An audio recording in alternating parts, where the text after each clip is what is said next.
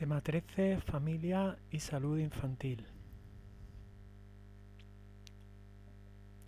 Vamos a comenzar por definir el concepto de familia, teniendo en cuenta que se trata del sistema básico de relaciones humanas que se construye en un contexto social, es decir, es algo debido a la cultura, y la familia cumple una serie de funciones que van a permitir el desarrollo de los integrantes, de las personas que componen el seno familiar, que se pueden ir desarrollando de manera evolutiva, ¿vale? Entonces quiere decir que atraviesa cambios, la familia está en constante cambio y esos cambios se pueden estructurar por etapas, ¿de acuerdo? Enseguida vamos a hablar de cuáles son esas etapas. Y bueno, otro de los aspectos que caracterizan a la familia es que el sistema familiar se encarga de gestionar las tensiones internas, es decir, entre los miembros, pues por ejemplo entre padres e hijos, o entre los miembros de la pareja, o entre hermanos, ¿vale? Pero también gestiona el intercambio de la familia con el entorno, con el exterior, al que es permeable, es decir, que los cambios de la sociedad o los acontecimientos de la sociedad, por ejemplo laboral, geográfico también, cultural, histórico, pues también afecta a las características de la familia. Bien, pues como hemos dicho, vamos a hablar de las etapas del desarrollo familiar. En primer lugar, tendríamos la etapa de formación o constitución, ¿vale? Estaría caracterizada, esta primera fase es la fase inicial, por el hecho de que una pareja, ¿vale?, pues del mismo o distinto género, pues decide pasar la vida juntos, es decir, iniciar un proyecto vital, ¿vale? Un proyecto pues compartido, ¿verdad? En este inicio, que es la etapa de formación, que está compuesta únicamente por la pareja, los acontecimientos vitales que se van a dar pueden ser el matrimonio, el embarazo e inclusive el nacimiento del primer hijo, ¿vale?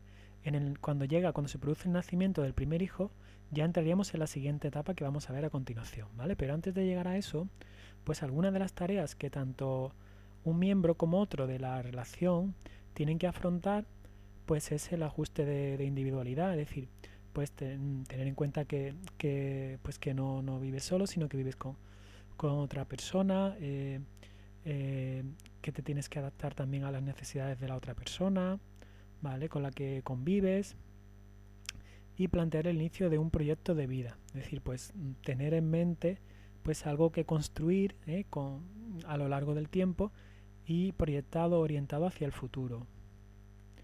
Bien, como hemos dicho, cuando nace el primer niño entraremos en la siguiente etapa. Esta sería la etapa de extensión. ¿De acuerdo? Esta etapa estaría caracterizada por pues los miembros de la pareja, ¿vale? Bueno, me está saliendo el dibujo regular. Y que llega pues el primer hijo. Aquí comienza esta etapa. Y luego pues vendrá pues otro hijo, vamos a poner ahora una hija, puede venir otro más, ¿vale? Ya dependiendo del desarrollo familiar. Entonces esta etapa comienza cuando llega el primer hijo y termina cuando el primero de ellos, uno de ellos cualquiera, se independiza, es decir, se va a vivir fuera, bien por motivos laborales, económicos, o bien porque establece una nueva relación de convivencia con otra persona, ¿vale? Y entonces en la casa, digamos en la unión familiar, pues quedarían los otros, ¿vale? Y bueno, pues cuando uno de ellos, el primero de ellos, sea el que sea, puede ser salir ante la segunda o el tercero, eso no importa, pero cuando cualquiera de ellos, el orden que sea, sale a vivir fuera ya de la casa, se emancipa, pues aquí terminaría esta fase de extensión, ¿vale? Porque ya empezaría a cortarse, pero eso es la siguiente. Entonces va desde el nacimiento del primer hijo, cuando llega el primer bebé, hasta que se independiza el primer hijo. ¿Qué acontecimientos vitales se dan en esta etapa? Bueno, pues hay muchos acontecimientos importantes, que los niños entren en las instituciones infantiles, la escuela infantil, la escuela primaria, que entren en la adolescencia, empiecen a salir con los amigos, ¿vale? Entonces, los padres, ¿qué tareas, o digamos en la familia, mejor dicho, qué tareas se van a dar por sus miembros en esta etapa? Bueno, pues aparece un nuevo rol, Antes era solo la pareja, pero ahora ya la pareja puede ser también, además de miembros de la relación de pareja, pues van a ejercer el rol de mamá o de papá. ¿Vale? Entonces tendrán que negociar entre ellos sobre las pautas educativas, ya dependiendo de la educación que la mamá y el papá hayan tenido en sus familias de origen, pues así van a entender cómo deben educarse sus hijos. Esto puede producir choques, conflictos, porque uno puede ser más, entender que necesitan más autoridad, más disciplina, otros más comunicación, más afecto, y pueden producir algún choque, algún conflicto.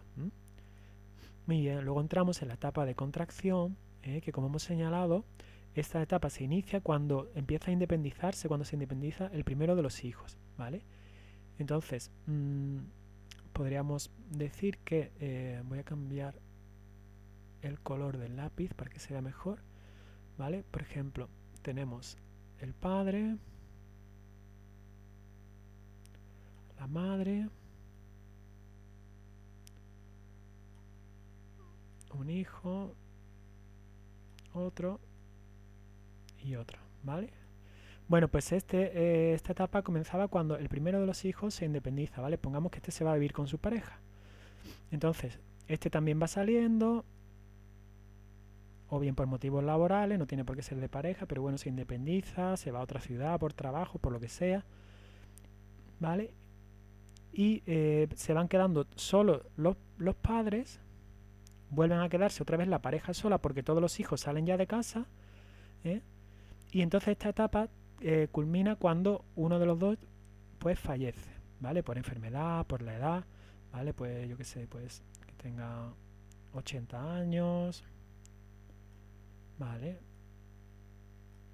Por poner algo, ¿no? Y uno de los dos fallece ya de edad o de enfermedad, ¿vale? Pues cuando el primero de los dos, sea el que sea él o sea ella, fallece, ¿vale? Pues terminaría esta etapa de contracción, Entonces va desde que empieza a independizarse el primero de los hijos hasta la muerte del primero de los dos cónyuges. Eventos vitales que se dan en esta etapa. Bueno, pues tienen que afrontar la jubilación, ella tiene que afrontar la menopausia, tienen que afrontar la vejez, ¿vale? Son acontecimientos que se dan, son acontecimientos normativos que se producen como por ley de vida, ¿no? Las tareas que tienen que afrontar los miembros de la familia, pues, por ejemplo, ya los padres ya no tienen que cuidar directamente a los hijos porque los hijos salen de casa, se van a vivir fuera, entonces los padres se centran otra vez en la pareja, entre ellos, el uno en el otro, los cónyuges, entonces se pueden reactivar conflictos que había de pareja, problemas que había de pareja, que habían quedado aparcados desde hace muchos años porque se habían centrado en educar a los hijos. Pero ahora, como los hijos han salido, se pueden reactivar esos, esos problemas de pareja, ¿vale? Pueden aparecer incluso celos, etcétera. Y esta etapa se denomina del nido vacío, ¿vale? Se denomina del nido vacío porque coincide en que los hijos han salido de casa. Bien, pues seguimos avanzando hasta la última etapa, en la que esta etapa transcurre desde la muerte del primero de los cónyuges, como hemos señalado antes, hasta que la muerte del segundo de ellos. Por ello se denomina etapa de descomposición. Aquí lo tenemos, desde la muerte del primer cónyuge hasta la muerte del segundo cónyuge. ¿Cuál es el acontecimiento vital que caracteriza esta etapa? Pues la viudez, ¿vale? Uno de los dos queda viudo. ¿Qué tareas se tienen que llevar a cabo en esta etapa por la familia? Pues adaptarse a la viudez y reestructuración de la jerarquía familiar. ¿Por qué? Pues porque probablemente ahora sean los hijos los que tienen que cuidar a los padres, o al padre o a la madre que queda vivo, ¿vale? Y no al revés. Entonces es como un cambio en una reestructuración de la jerarquía familiar, ¿vale? Bien, con esto habíamos terminado las etapas del desarrollo familiar y ahora vamos a diferenciar entre los eventos normativos y los eventos accidentales, ¿vale? Ambos se pueden dar en el transcurso en cualquier etapa del desarrollo, en cualquier etapa pueden aparecer. Los eventos normativos, como indica el apellido normativo, es lo que se suelen dar por norma, es decir, son esperados, son transiciones, acontecimientos, momentos del desarrollo que suelen ser esperados, como por ejemplo que se produzca el matrimonio, que llegue el primer hijo, que entren en el cole, que se independicen o que se jubilen, es decir, son esperados, son como por norma, ¿no? Son transiciones que en algún momento van a llegar.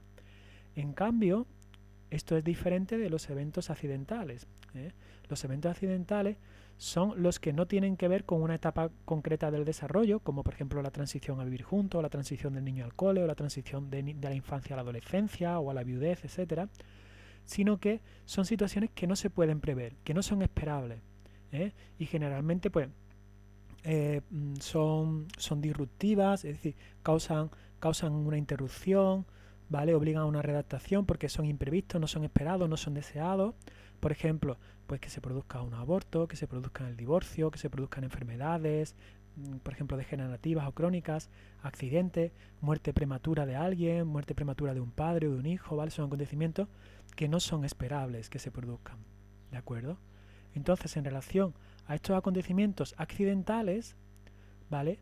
Pues vamos a centrarnos dentro de ellos con, por ejemplo, una enfermedad degenerativa, perdón, un accidente con un traumatismo severo, un trastorno con tendencia crónica, es decir, ha durado muchos años, una discapacidad, pues serían ejemplos de eventos accidentales, eventos no esperados. Entonces van a interrumpir el desarrollo normativo de la familia.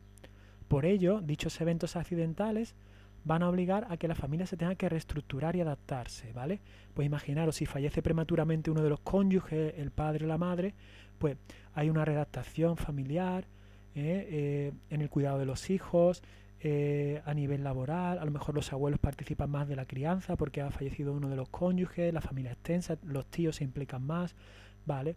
Hay mayor sobrecargo, mayor estrés para el cónyuge que queda vivo, luego puede iniciar con el tiempo una nueva relación de pareja y esto genera a su vez otros cambios, otra reestructuración, o lo mismo si uno de los hijos pues tiene una enfermedad grave que obliga a los padres a redefinir pues el trabajo de ellos para centrarse más en la familia o al revés o no se aceptan esa situación y actúan de otra manera, hay más conflicto entre la pareja, ¿de acuerdo? Entonces la forma de afrontar esta situación, ¿vale? También va a depender del momento en el que se encuentren dentro del desarrollo vital familiar, ¿vale?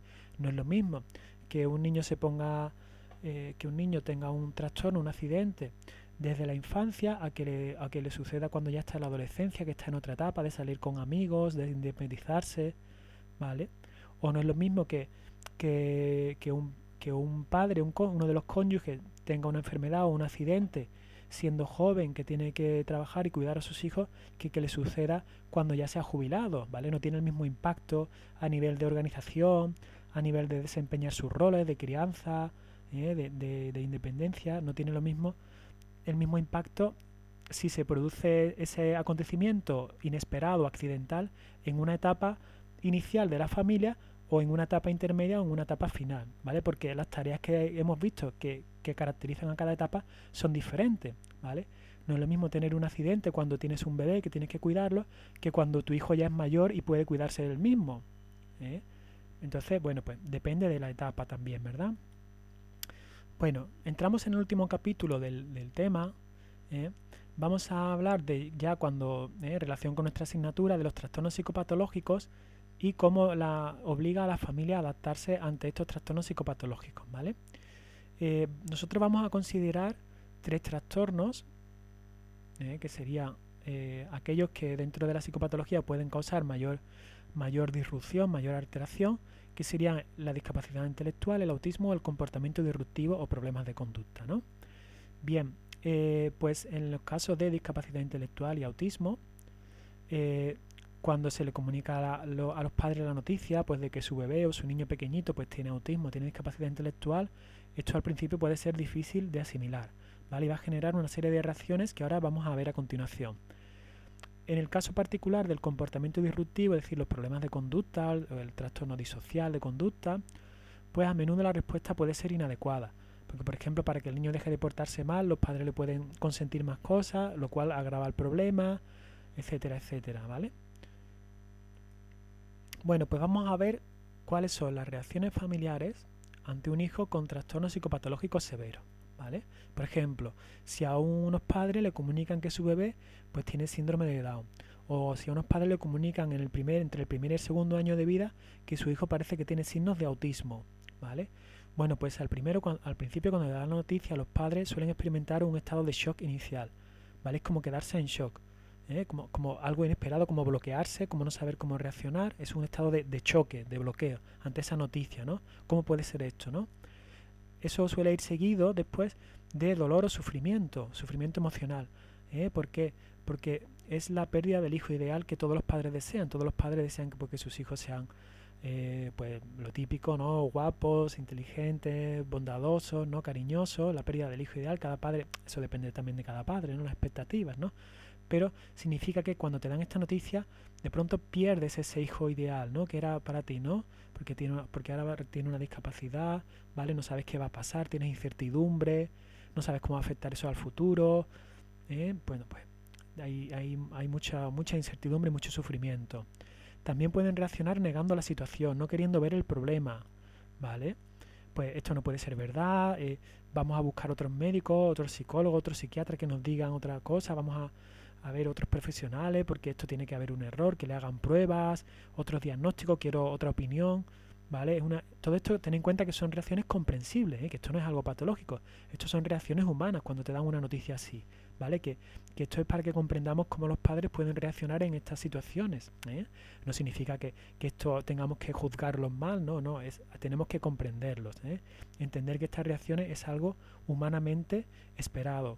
También habrá momentos o días en los que se muestren con rabia, como enfadados con el mundo, ¿no? Con sentimiento de injusticia. ¿Por qué nos ha tenido que tocar a nosotros? ¿Por qué no ha tenido que tocar a nuestros hijos? Pueden estar resentidos, se pueden venir abajo, sentirse culpables. ¿Habremos hecho nosotros algo más? No sé si durante el embarazo una vez bebí algo de alcohol, no me acuerdo, o ¿sabe? O a ver, tendremos algo de culpa nosotros, o en mis genes le habré transmitido yo esta enfermedad, esta discapacidad a mi hijo, ¿vale? Pues también se pueden sentir culpables, ¿no? Insisto, son reacciones comprensibles para que entendamos y empaticemos con los padres. Y luego finalmente pueden llegar a la etapa de aceptación. Es decir, que los padres asumen que su hijo pues va a tener ese problema y que tienen que seguir para adelante. Pero ojo, no siempre se llega a esta etapa, ¿eh? Puede haber padres que nunca lleguen a aceptar o no lo acepten totalmente la discapacidad o el trastorno autista de su hijo, ¿vale? Bien, reacciones que también se pueden dar ante pues, tener un hijo con un problema grave, ¿no? de comportamiento psicopatológico. Pues insistimos, también pueden ser reacciones humanas, ¿vale? No quiere decir que no haya que corregirlas, pero comprenderlo y no juzgarlo. Hay padres que van a tender a sobreproteger a sus hijos, ¿vale? Esto al sobreprotegerlo los limitan más, hace que sus hijos tengan menos oportunidades de aprender y por tanto de desarrollar su potencial y su autonomía. Es decir, hacemos todas las cosas por ello, como tiene discapacidad intelectual o tiene autismo, lo asumimos todo por ello, no le damos dentro de sus posibilidades pues la oportunidad de que vayan aprendiendo, que vayan teniendo mayor grado de autonomía hasta donde le permita su trastorno, ¿vale? Lo sobreprotegemos y esto a la larga es peor. También otros padres pueden reaccionar refugiándose en el trabajo, ¿vale? Es como si estoy ocupado con el trabajo, no tengo que enfrentarme al problema que tengo en casa, no tengo que enfrentarme a ocuparme de mis hijos, ¿vale? Entonces dejan de lado la familia y también se altera la dinámica familiar, ¿eh? ¿Por qué se altera? Porque vamos a ver que hay expertos, que hay profesionales que son los que influyen o toman las decisiones sobre cómo cuidar a sus hijos, ¿no? Pues, es decir, vamos a ver que esto es una situación totalmente artificial, totalmente anómala, ¿eh?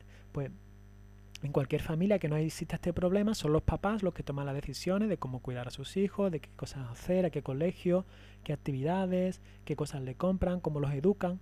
Pero aquí vamos a encontrar que ante un niño con una discapacidad, un trastorno autista, pues son los profesionales los que son gente que desde fuera, que no pertenecen a la familia, pero sin embargo ellos van a tener la capacidad de tomar decisiones, cómo cuidar a sus hijos. Entonces esto es una situación artificial, es una situación fría, ¿eh?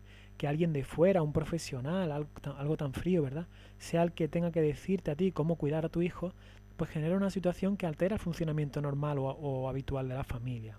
Todo esto hay que tenerlo en cuenta también, para que tengamos en cuenta del impacto de una psicopatología grave en el seno de una familia y cómo afecta al desarrollo de la familia.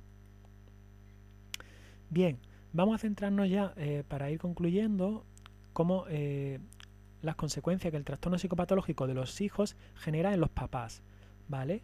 A veces puede ocurrir que uno de los progenitores acepte mejor el problema que otro, Es decir, que uno de los cónyuges, o el papá o la mamá, acepta mejor la discapacidad o el trastorno grave de su hijo que el otro cónyuge.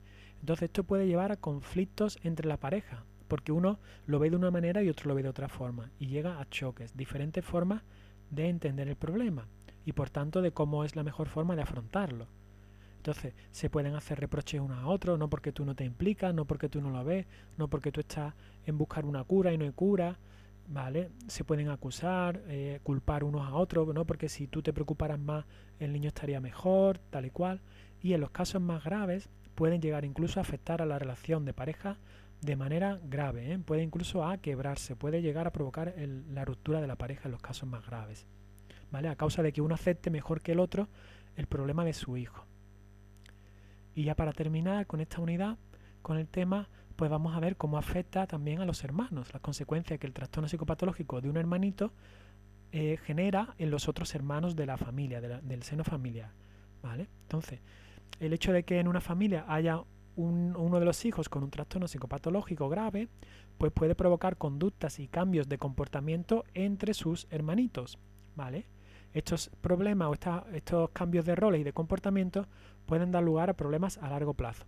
Por ejemplo, uno de sus hermanos se puede hacer muy responsable para cuidar de su hermanito. Esto a la larga puede no ser bueno, porque si se responsabiliza mucho del cuidado de su hermanito, siempre está muy pendiente de él, ¿vale? Siempre quiere protegerlo, siempre quiere cuidarlo, pues ese hermanito se olvida un poco de él, ¿vale? Y el niño, pues cualquier niño tiene que jugar, tiene que ser espontáneo, no tiene que tener un exceso de responsabilidad, no tiene que hacer como el papá de su hermano, comportarse como si él fuera el papá. Eso a la larga no es bueno, ¿vale? Otros hermanitos pueden asumir el rol de hacer gracieta, de tener que hacer gracia, divertir a los demás, porque en la familia hay mucha tensión a causa de que pues hay un hijo con discapacidad, y hay una gran tensión y estrés en la familia, y entonces un niño inconscientemente asume el rol de querer hacer tonterías, de travesura, de hacer el payasete, para hacer reír, para aliviar la tensión de la familia.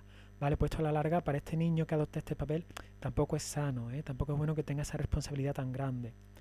En otras ocasiones, la reacción de los hermanitos puede ser que ellos reclamen también atención, porque los papás se vuelcan en el hermanito que tiene una discapacidad y reclaman atención ellos también. Echarme cuenta a mí, que yo no estoy malito, no tengo discapacidad, pero necesito que me pongáis límites, que me echéis cuenta. Entonces, hago comportamientos disruptivos para llamar la atención, rompo cosas, me porto mal en el cole, porque estáis tan pendientes del hermanito que solo me echáis cuenta cuando hago cosas mal, ¿vale?